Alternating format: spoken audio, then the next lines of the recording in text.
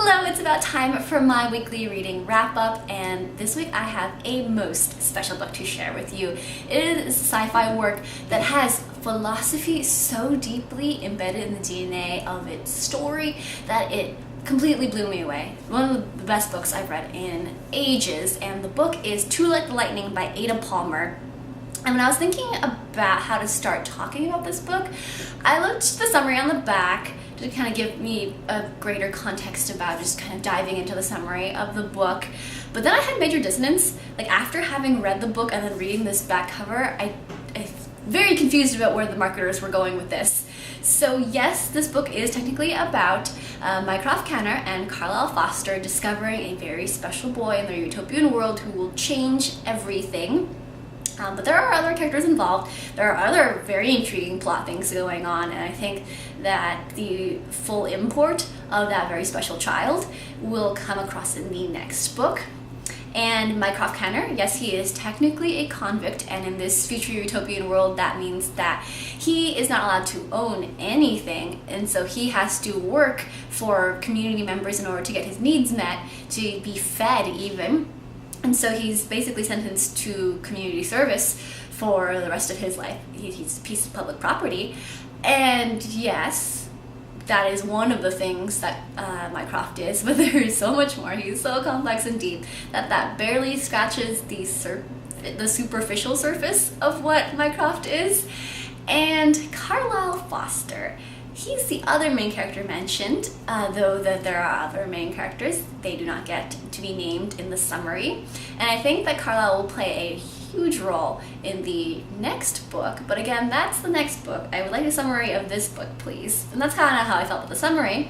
And just a quick note about Carlisle, he's a sensayer, which is really important in this future world because religion is outbanned and sensayers are spiritual counselors. So you're not allowed to talk about religion in groups of 3 or more because then you'd be forming a religion basically. But you can talk one-on-one with a sensayer who's specifically trained as a spiritual counselor, and so you get to come to your own conclusions about what resonates with you about spirituality. And so these characters and all the other characters are quite interesting, and the plot is quite intriguing, but what really stands out is this world, the world building, and the philosophy that I mentioned at the top of the video. It's really great. So I already mentioned about the world, that it is a utopia, religion is outlawed, they have spiritual counselors, that their criminal justice system has made most of the convicts public servants basically. A couple other things about the world: gendered language is eliminated, which has interesting consequences in this book, and you definitely want to pay attention to when the narrator does use gendered language in this future world. Citizenship is also less like the nation states we have. Instead, what you do is that you pick a hive to become a citizen of, and the hives are made up of philosophically like-minded people. And then families, which last thing I'll mention about the world because I find it particularly exciting, is that instead of a nuclear family, what you have is groups of friends getting together, like-minded people, and raising their families in communities. So you get maybe like 6 to 10 adults in a household. And so the family dynamics are also really interesting. And this is a utopia, but it has problems. It's not crazy over-the-top optimistic about the future. And what's really interesting about this book is the viewpoints that are chosen for you to look through to see what does and doesn't work about this particular theoretical utopia, which is so fascinating. My mind wants to live in this world all of the time. Now, the conversations about philosophy that I mentioned. The Enlightenment philosophers are particularly mentioned all throughout the book, all the time. There are such interesting discussions around them, and one particular work was directly referenced, not just a philosopher and his ideas, but an actual piece. It was a piece of a short fiction, and that was Mythlomita. So I actually picked it up in the middle of this book, so I'll put this down. And I got a copy of Mythlomita, which is by Voltaire. Voltaire has greatly influenced and inspired the author Ada Palmer. It is very explicitly clear when you read the book. And so I decided to read this. Don't get this copy, by the way, just a quick note, because it has really very strangely formatted footnotes, and the worst part is that they're inconsistently formatted footnotes. Drives me crazy. And then a minor issue is that, just so you know, there should be an accent aigu on top of the E, so this technically says Mychlomega, but it's Mythlomita. So Mythlomita, it translates to small large, and he is an inhabitant of a planet that orbits around the star Sirius. Also, he's 37 kilometers tall, just crazy large. So he leaves his planet and he travels across the universe in a quest to develop his intellect and his spirit. Along the way, he befriends the secretary of the Academy of Saturn, and then they go on the journey together. The two of them visit Earth. And once they realize that the humans are there, because they're super tiny compared to them, they learn their language, and then they talk to this group of philosophers, human philosophers, who talk about the ideas of Aristotle and Descartes, Locke, etc., a bunch of philosophers. And they test these ideas against the wisdom of the travelers who've come to Earth.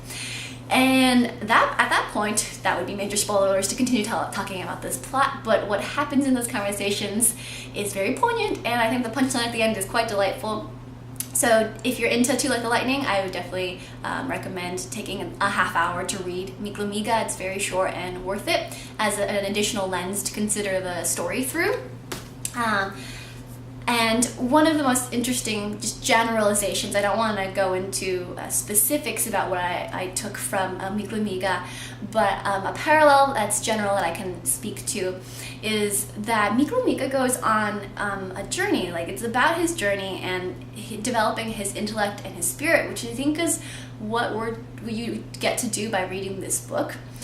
There are a lot of deeply challenging reads out there, and the rewards are different. For instance, last time I mentioned a book like that was Nine Fox Gambit. I mentioned it a couple months ago, and in that it's so alien, but also really exciting that once you give it your full attention, your reward is like intellectual adrenaline. This book isn't a book of adrenaline, this particular one. The reward for actually deeply investing and paying attention in this story is the nourishment of the intellect and the spirit that Mythlomita talks about. So I think that is just like an interesting lens, a meta view of philosophy and of what the author is going for, and the narrator is going for, who are different.